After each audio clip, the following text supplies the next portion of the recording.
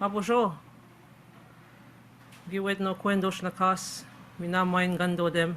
Mina wikwem kong do de bendagos. Mampi sigo Toronto do da. Mina don janaki mampi. Gikwech me go sanango mampi ge go wikidia. Not motion.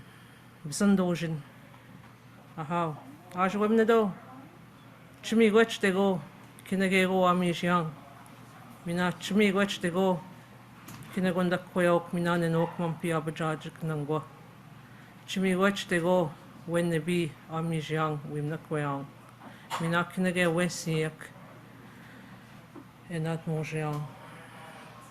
We kwech me go nangwa. Not motionang. We minamadziang. Mina kwi kwech me go nangwa. Janad mojiang we minon mang. Mina we minagigdiang. Good morning. My name is Northwind Woman, Vivian Roy, English. I come from Kamkang First Nation and I work and live here in Toronto. I work here at Native and Child and Family Services as one of the knowledge keepers. I just brought in some blessings to wish everyone here a good day, and I asked our Creator to watch over us today. I asked Him to take care of all the men and women that are here and to help us to work with one another in a good way.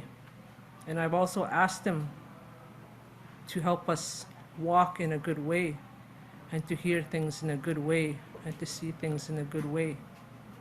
And I also thanked Him for all He has given us to eat. And I also thank Him for the water that we use on our daily lives. And with that, I want to say, Chimiwech, Ibzendojik, Mabiminanjak Wikigda. Thank you.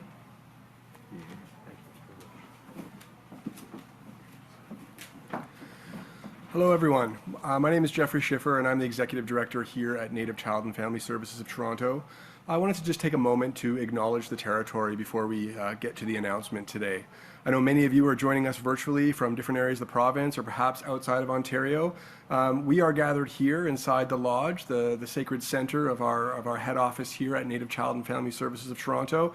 In Treaty 13 territory. And I just want to acknowledge that this land has been stewarded. It has been the traditional home of the Huron, Wendat, and Haudenosaunee confederacies, of the Anishinabek people with connections to the Mississaugas of the Credit, and that many diverse Indigenous peoples now call the City of Toronto home. I just also want to take a moment to acknowledge that land has always been a teacher for Indigenous people, and that many of the teachings that we have as Indigenous people come from the land and the territory itself. Today, on the heels of September 30th, on the heels of our first National Day of Truth and Reconciliation, it's so important to understand that Indigenous people have always been innovators, and that much of that knowledge that comes from the land not only has a possibility to enhance the lives of Indigenous peoples, but to contribute to the education and wellness of all Ontarians. And that's why we were so happy, we're so fortunate today to be able to welcome Minister Lecce and Minister Rickford for announcement related to some of the changes happening in education in the province. Chimigwech, I'll turn things over to you, Minister Lecce.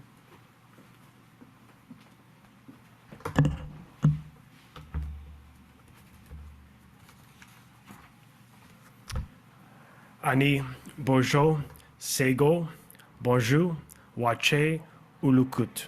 I'm happy to be joined by my friend and colleague, the Minister of Indigenous Affairs, Greg Rickford, and partners, and want to thank the traditional knowledge keeper, Vivian Roy, for bringing us together in a good way, and for Jeffrey for hosting us here at the Lodge at Native Child and Family Services of Toronto on the traditional lands of the Mississauga of the Credit. Like all Canadians, I have been saddened by the recovery of unmarked graves at former residential schools across this country. For more than 120 years, Indigenous children across the country were taken from their families by the government, many of whom would never have been reunited with their loved ones. For those children who did not see their family again, they returned home stripped of their culture and identity, carrying immeasurable trauma that has had far-reaching, long-lasting, and ongoing effects in their communities. Today, as we approach the National Day for Truth and Reconciliation, we continue to work towards acknowledging and addressing past wrongs that are still felt across Indigenous communities in a present way. It is why we are working closely with Indigenous partners, elders, and knowledge keepers, like Deputy Grand Council Chief James Marsden of the Chiefs of Ontario and Anishinabek Nation, and Joanne Meyer of the Métis Nation of Ontario, through a co-development process to ensure that First Nation, Métis Inuit, and urban Indigenous perspectives are reflected throughout the Ontario curriculum. Already, the curriculum includes mandatory and detailed learning in the social studies grade 4 to 6 courses, and in history in grades 7 and 8 and 10, including mandatory learning on residential schools in grade 8 and 10. Building on this, we are working to complete the full spectrum of Indigenous-focused learning across the elementary social studies curriculum. And this includes mandatory Indigenous-focused learning added to the social studies curriculum from grades 1 to 3. And I'm pleased to announce that our government will pursue and advance, continuing to do so co-developed by our Indigenous leaders for grades 1 to 3, including exploring opportunities for education that specifically focuses on the role of family and resilience in First Nation, Métis and Inuit communities and nations. First Nation, Métis and Inuit historical and contemporary realities, Indigenous peoples' interrelationship and connection with the land and the residential school system, and the reclamation and revitalization of identity, of language, of culture, and community connections.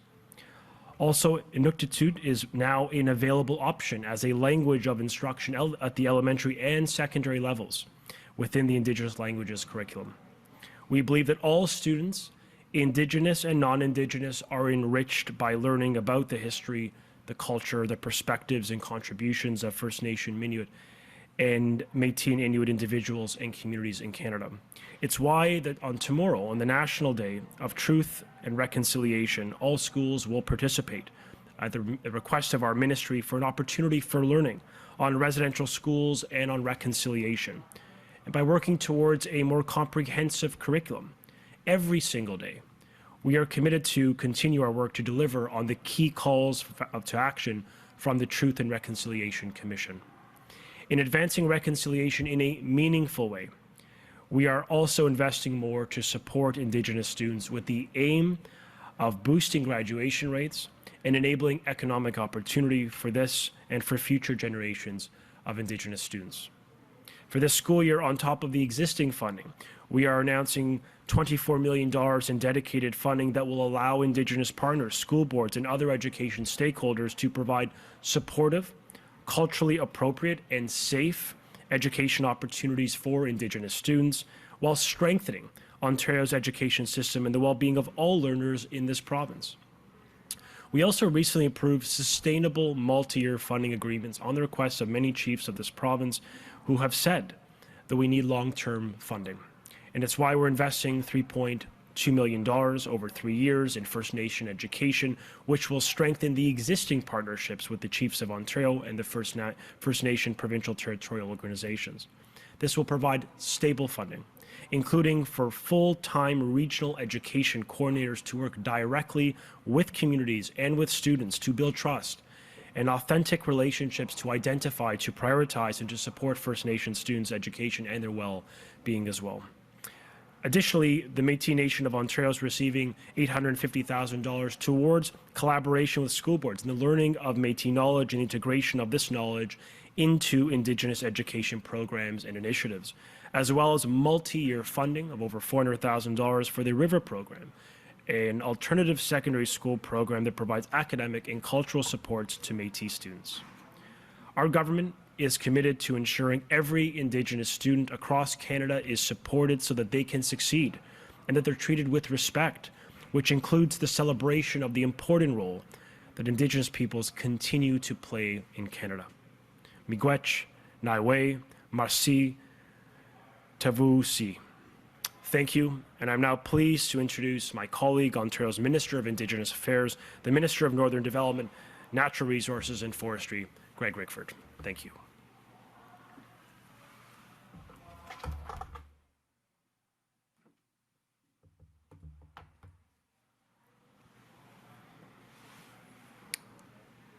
Good morning, and thank you, Vivian, for starting us off in a good way, and I bring some tobacco to honor your important words and the opportunity to be here in this longhouse, the spiritual center, as Jeff described, of the Native and Child and Family Services of Toronto. And I also want to thank Terry Jaffe, who received me earlier this morning, made us comfortable here as we addressed other matters. She's the senior supervisor of cultural programs, and thank you for our conversation. Bonjour, Wajie Kinawa. Greetings, everyone. Traditionally, Toronto was a gathering place for many Indigenous nations, including the Anishinabek, the Haudenosaunee, the Wendat, and of course, the Métis people. And I acknowledge that we are meeting in the area covered by Treaty 13, also known as the Toronto Purchase. And I pay my respects in particular to the Mississaugas of the Credit. I'm pleased to be here today with Minister Lecce, Traditional Knowledge Keeper Vivian Roy, Chief James Marsden from the Chiefs of Ontario, great to be with him, and Joanne Meyer of the Métis Nation of Ontario, and all of you, to announce our government's intention to enhance Indigenous perspectives within Ontario's school curriculum. There could not be a more important thing to do, in my view and in the view of this government. This twofold commitment to expand Indigenous-focused learning in schools and invest almost $24 million to provide a wide range of supports for Indigenous students demonstrates our belief in achieving reconciliation through direct and meaningful action. Like all Canadians, I was heartbroken to hear of the discovery of burial sites and unmarked graves in Western Canada. Sadly, we know there are many more sites, some of them here in the province of Ontario. Our government has responded swiftly and taken leadership. We made an initial funding commitment of $10 million over 3 years to establish a collaborative process, Indigenous-led, in an effort to identify and move towards commemorative activities with respect to the Indian residential schools and their burial sites in more than 18 locations in Ontario. We're committed to ensuring that this process is Indigenous-led and guided by the wishes of Indian residential school survivors and Indigenous elders, leadership, and communities. Over the past couple of months, we've been engaging with Indian residential school survivors, Indigenous leadership, elders, and communities to determine next steps in this difficult work. Yet, even as we honor the past, we still have a responsibility to look to the future. We have to increase public awareness and understanding of how Indigenous people shaped our country and how they continue to be affected by the Indian residential school experience, systemic racism, and various other difficult issues. Young people of today are the leaders of tomorrow.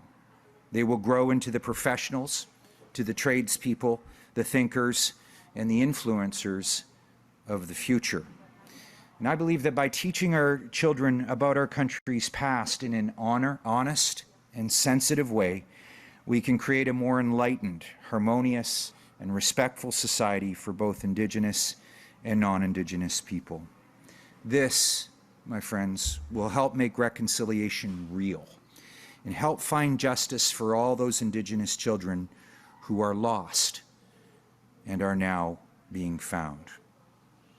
In closing, I want to thank the Ontario Public Service.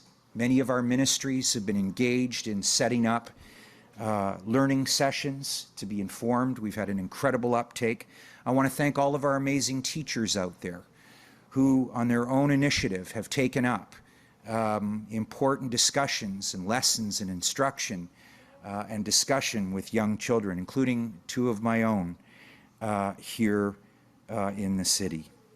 As my new friend, Terry Jaffe said, tomorrow is a somber day of reflection, but it is also a day of opportunity to enlighten and inform the rest of Canada of the impact of Indian residential school, to learn about it in our school curriculum, and to move forward and focus on the amazing opportunities we have together.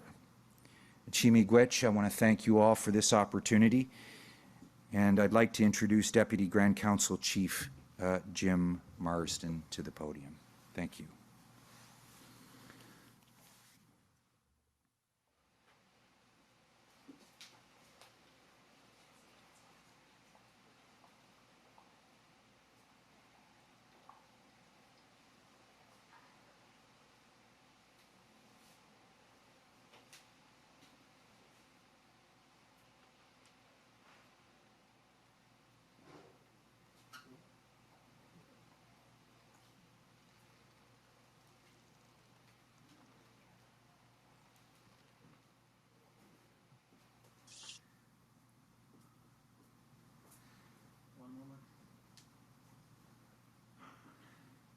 I know him as Jim Bob. I should have introduced him as. Hello. Hey, Jim Bob. Sorry about that. That's okay. I was having some technical difficulties. I'm on the Clearwater Treaty area of the Chippewas of Beausoleil Island First Nation, Grama First Nation, and Georgian Island First Nation.